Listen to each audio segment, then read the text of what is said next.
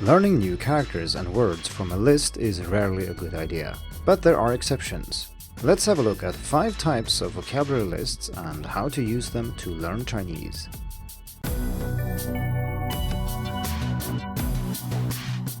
Hello and welcome to the Hacking Chinese podcast. In this week's episode, we are going to continue the discussion about using vocabulary lists to learn Chinese characters and words. I did of course talk about vocabulary lists in the previous episode as well, so I strongly recommend that you listen to that episode before you continue with this one. To recap briefly, I presented numerous arguments as to why it seems that vocabulary lists could be a good source for learning new words, but in fact that is rarely the case. It is often better to learn words from context, from your listening and your reading, not from a list in isolation. As one listener pointed out on YouTube, and yes, I do post these episodes to YouTube as well, the previous episode focused on an issue, namely the over-reliance on using lists when learning Chinese, that really isn't a problem for all learners. If you are a sensible learner, you probably don't spend your days with your nose buried in lists of different kinds, and then you might say, hey Ola, are there really people who do this? Isn't this a bit stupid? And to that I would say that yeah, it is a little bit misguided, maybe not stupid, but it definitely misguided. However, you'd be surprised at how many people actually do spend lots of their time with their noses buried in vocabulary lists. Having spent roughly a decade working with Skritter, I've been in contact with many students who are both very serious with learning Chinese and spend most of their time with vocabulary lists. And if you do this in combination with something else, this is not a problem. I'm not saying that you shouldn't use vocabulary apps, of course, but I am saying that this is not where you should spend the majority of your study time. If you listen and read a lot and embed your vocabulary learning in that way, and then use an app or lists or something else to support your vocabulary acquisition, that's perfectly fine, and that's what I would recommend that you do, and it's also what I'm doing myself. What is definitely not recommended is relying too much on these lists and using them as a source for new vocabulary in general, and that is what I wanted to address in the previous episode.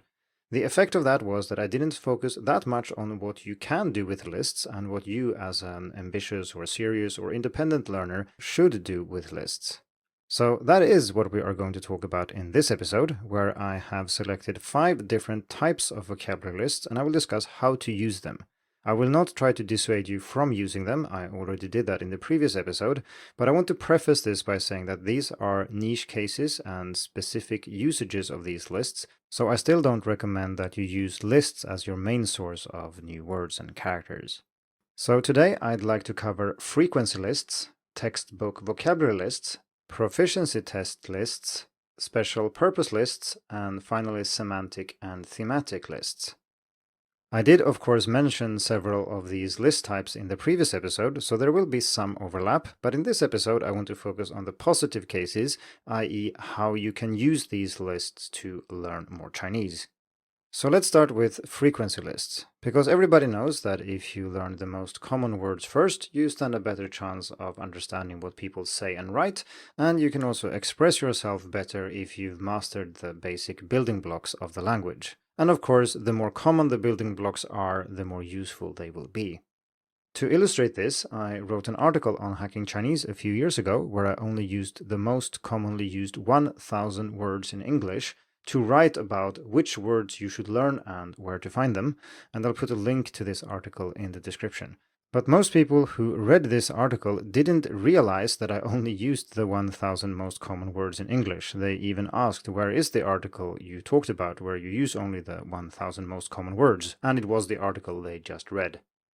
This goes to show that if you know common words, you can get pretty far. Obviously, when somebody else speaks or writes, you cannot decide which words they use, so you need more words to understand what other people are saying in Chinese than to speak yourself.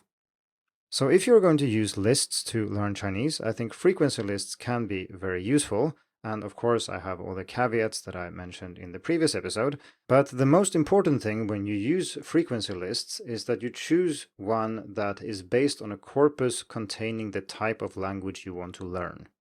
If you are a beginner and you just pick a random most commonly used Chinese characters list or something like that, that is not going to be very helpful and it's probably going to be detrimental for your learning. You're going to focus on the wrong things. I discussed this briefly in the previous episodes, so I won't repeat it too much here. But in general, there are 3 types of frequency lists that I think can be quite useful. So if you want to improve your formal written Chinese, then you can rely on a normal frequency list because these are usually based on formal written Chinese, no problems. If you want to improve your informal written Chinese, you can't use a normal list because it will be peppered with formal conjunctions and words that you don't really need but that are very common in formal written Chinese. A better alternative then might be to use a frequency list based on a corpus taken from, say, the internet, maybe from blogs, from online text messages, and things like that. And there are such frequency lists available, and I will put a link to an article where I collected the most useful word lists for teachers and students, and I'll put it in the description of this episode. Finally, if you want to improve your spoken Chinese, which is after all the goal of many learners, you shouldn't use any of these lists because they contain many things that are completely irrelevant for you. But since it's hard to record naturally produced language, you can't just go around with a microphone and record people, there aren't any good frequency lists that are based on a corpus of, say, everyday language because we don't have such a corpus. However, there is a way around this because movie subtitles, while they are not naturally produced, at least the dialogue in movies is meant to be spoken rather than written. Of course, it is written, but it's meant to mimic the spoken language. And this does include things like slang, everyday language, colloquialisms, and so on. Again, if you want to find the right frequency list for you, I suggest that you check out the article, The Most Common Chinese Characters, Words, and Components for Language Learners and Teachers. So how should you use these frequency lists then? Well, I think there are 2 cases worth discussing here. And the first is to plug holes in your vocabulary.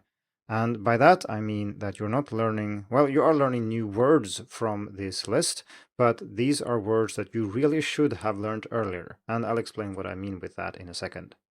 So if you think about your vocabulary in Chinese as a building of some kind, this would be filling in holes in the foundation of your building. It wouldn't be learning new words representing, say, an extra floor or a tower or something like that.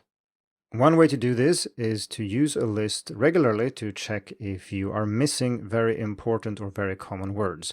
And again, remember that when I say common and important words here, I mean within the context you are operating, be it spoken Chinese, formal written Chinese, or informal written Chinese. So for example, let's say that you know roughly 1,000 characters. I mean, this could be words or something else, but let's take characters as an example. So if you know 1,000 characters, you can use a frequency list to check the top 500 characters to see if there are any you might have missed. And these might then later boost your reading ability, and it will make it easier to learn words because obviously these characters are very important.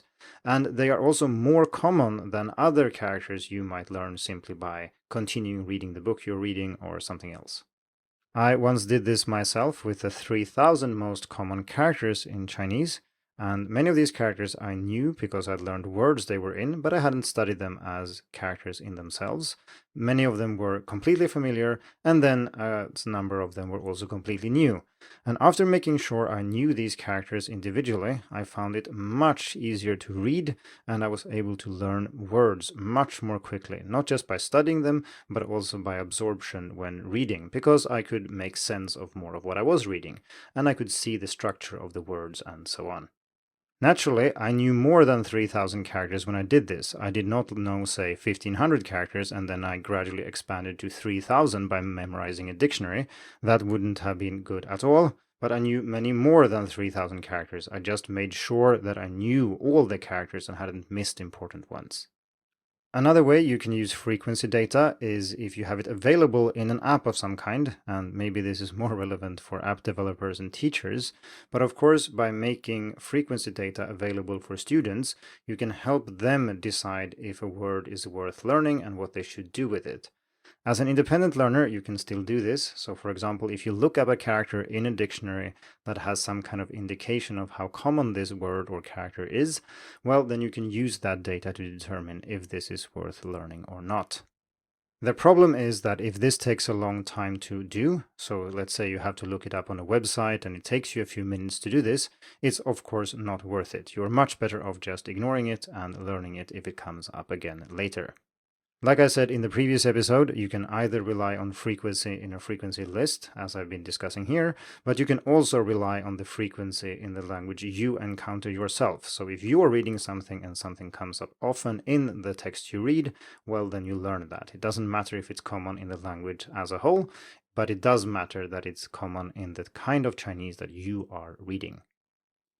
Okay, let's move on to vocabulary list type number 2, which is textbook vocabulary lists. And these are attempts at presenting language that the textbook authors think is very useful for the student. The most useful vocabulary should be in the textbook.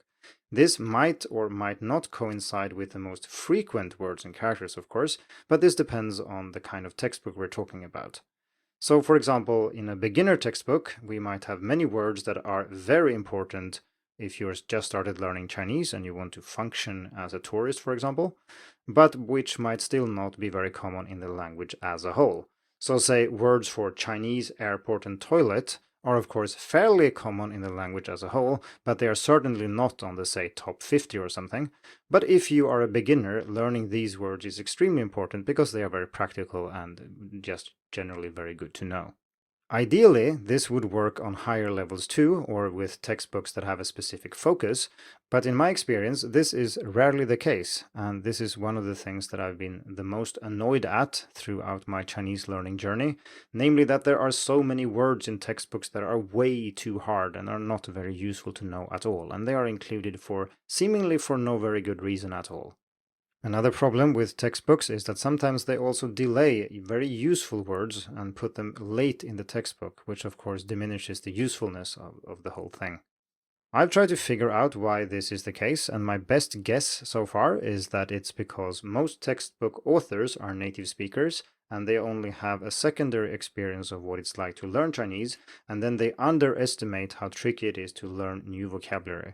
So maybe they think it's fine to throw in a 4-character Chinese dish in a beginner textbook, but they don't realize that the beginners then have to learn maybe 3 unique characters just to write this specific dish. And sure, you can maybe say the teacher shouldn't give these characters as homework to read and write, but that is still what happens, and so it is rather annoying. As usual, when you learn something, there is an opportunity cost. If you learn one word, it technically means that there is another word you can't learn because you spent the time on the first word. So I'm not saying that these words, or Chinese dishes, or idioms, or whatever it might be, are not useful to learn. I'm just saying that if you learn these things and invest lots of time on those, well, then there are some other words, more commonly used and more useful ones, that you don't learn. I think this problem becomes more and more serious the further you get in a textbook series. So book 1 is usually okay. I mean, you can't really go wrong with basic nouns and verbs. But as soon as you get up to book 3, 4, maybe 5, you will see that the language in these books are rather advanced. You have lots of literary expressions, maybe lots of chongyu or other forms of idioms. But then there are so many words that you haven't learned that are much more common and much more useful than these. And I usually describe this as a house of cards. It looks fancy, you've reached an advanced level, but on the lower levels it's still mostly air. You have lots of gaps that you should fill before you learn all these advanced expressions.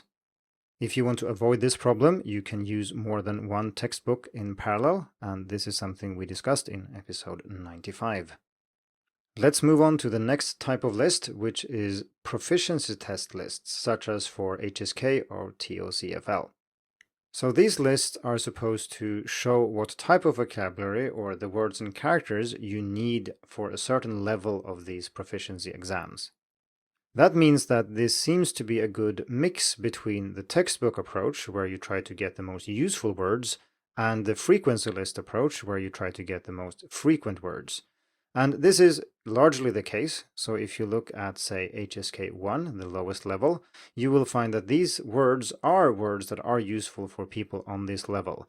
It's not just the most common words in the language. But as you go higher and higher up the levels, you will see that the test lists are almost the same as a frequency list, because by this time it doesn't really matter that you're a beginner or a foreigner, you're encountering the same language as everybody else, and then frequency trumps usefulness. Or not trumps, but they are rather the same thing. I would say that this type of list has the same pros and cons as frequency lists in general, except they are just better for beginners, because of course the lowest level on HSK will give you more useful words than a frequency list will, because it will include, like I said earlier, lots of words from formal written Chinese, for example, and you don't need that. Thus, you can safely learn all the words from, say, HSK 1 and 2 and be fairly sure that these will be immediately useful, but if you go higher up the levels, the less useful this will be. And just like you can use the frequency of a word to determine if it's worth learning, you can do the same for HSK, and this is of course what many apps and websites already do. You can also use the HSK and TOCFL lists to plug gaps in your vocabulary by looking at the lower levels. If you are on level 3, then check level 1 and see if there is anything you've forgotten or missed. I should mention that even though I think that these lists are more suitable for learners in general, it's worth knowing that there are many types of words that are entirely left out of these tests. And this is something I've written about already, so you can check out what important words are missing from HSK. And that's episode 2 of the podcast. While I'm on the topic of recommending podcast episodes, you might want to check out 129, where I talked about why you shouldn't use the HSK as a roadmap for learning Chinese, although there is a slight risk I'm preaching to the choir here. Moving on to the fourth type of list, which is special purpose lists for learning Chinese. This is a miscellaneous category where I've put lists that have a very specific focus and have a specific aim in mind, and they are meant to be used in a certain way, maybe. For example, I have a list introducing the 100 most commonly used radicals in Chinese, and this is not just a normal frequency list. You can easily find one with all the radicals and how common they are and so on. But just by having a cutoff point, I'm saying that this is a list where you can memorize everything, even as a beginner, and you will not regret it. So it has a specific purpose in mind, and you can use it if you happen to be in the target group. Another example is my list of common vocabulary words sorted by tone combination. So if you want 10 or 50 words with a specific tone combination, let's say third tone, second tone, like 可能, and you need 49 extra words with that specific combination to practice for some reason, then I do have a list for that. And this type of list can, of course, be useful if you have a purpose to use them for. Another example is a list I built years ago for watching StarCraft matches in Chinese, and this of course requires you to know a lot of specific vocabulary that is related to this computer game. And if you don't know these words, even if your listening ability is good, it will be very hard to follow, so having such a list for reference is extremely useful. The last example is a list of phonetic components and how they contribute to sounds in the written language. And this is also something you're not supposed to memorize, but it can be helpful to see how sound is represented in characters you already know. And this is something we will get back to later. And if you want to check any of these articles or any of these lists, I've provided links to them in the written article on Hacking Chinese, but I'll also put links in the description of this episode. Before we move on, I'd like to point out that this is only helping your proficiency indirectly. You will, of course, not get better at speaking Chinese simply by studying a list with, say, specific tone combinations, but this can be incorporated in your pronunciation practice if you want. And you won't get better at reading by learning components of characters, even if you learn their functions and why they are there and so on. This will, of course, make it easier to learn characters, which will then make it easier to learn words, which in turn is necessary to be able to read well. But these are not the same thing. So this is a very indirect form of practice. So this is why you shouldn't do this too much. You should still mostly engage with the language and use the language. And all these things I'm talking about here are just ways of supporting that in various ways. Finally, I'd like to say a few words about semantic and thematic lists for learning vocabulary. And this is something I did touch on in the previous episode, and I basically said that semantic lists are bad. So, for example, if you learn all the colors in one chapter, and then you learn all items of clothing in the next chapter, and then you learn all the days of the week, or something like that, This tends to create interference where one memory of a word will interfere with another. So if you try to retrieve the word for blue, you might retrieve the word for green because they are related and you learned them at the same time. And this is in general true. It's not just for semantically related words. Words that are pronounced the same should not be learned at the same time. Words that have similar function shouldn't be learned at the same time. And words that are spelled the same or written the same in Chinese shouldn't be learned at the same time either. However, this doesn't mean you should never use these lists, because there are many ways, if you know what you're doing, where you can take such lists and make them work for you. And this is particularly true if you already know most of the contents of such a list. So if you're a beginner, it would be a bad thing to try to learn, say, 20 kinds of fruit in one go, because you will mix them up later. But if you're not a beginner and you already know 15 of these fruit and you then look at this list, that might be a good way to consolidate what you have learned and to organize the knowledge in more meaningful ways, or maybe draw parallels between them and try to generally figure out what's the difference between, say, word A, B, and C. This can be used for more complicated things than fruit, of course. For example, if you've learned 3 words that seem to mean roughly the same thing, such as hui, neng, and kei, which in specific contexts can all be translated as can, it can be a good idea to go back and look at these 3 together once you have learned them. But you really should learn one of them at a time and then study the difference between them, not introduce all 3 and then try to figure them out immediately, because that will not work. A common follow-up question here is, what is the alternative? If you shouldn't have a list with only clothes and only colors and weekdays and so on, what should you do instead? And the easy answer is that you can use thematic lists where you have a theme based on a narrative of some kind. It could be a story, it could be a story in a graded reader, or even a textbook. So that would mean that you might have a person who buys, say, blue shoes in one chapter, and then you learn one of the colors and you learn shoes. And then in a subsequent chapter, this person might encounter someone who has a red shirt, and then you learn the color red and you learn another piece of clothing. But you don't stick all the colors in one chapter just because you can, and you don't stick all the pieces of clothing in one chapter either, because then students will confuse them. Now, I realize that most people listening to this are not writing textbooks, but this is something you can easily replicate on your own. Because if you're just reading and listening, maybe you're reading a story or you're listening to someone talking about a topic, the vocabulary that you encounter will be automatically arranged in a thematic manner, so you don't really need to worry about this. It's only when you yourself seek out vocabulary for a new topic, say you want to learn about computers in Chinese, that you really run into this problem. You can of course still use lists like that, but then maybe mainly for reference, not just to memorize all the words and hope that you thereby will be fluent in that topic. Okay, I think that wraps up our discussion about lists for now. We've had 2 episodes about this topic, and I hope you found them useful and interesting. If you have any questions or other opinions you'd like to share, please head over to the written article on Hacking Chinese and leave a comment. I'm interested in hearing about what you have been using lists for, how you have used them, and maybe if there's a specific list you've found particularly useful. Thank you for tuning in to the Hacking Chinese podcast. If you like this episode, please share it. More information and inspiration about learning and teaching Chinese can be found at hackingchinese.com. See you in the next episode, and until then, good luck with your studies.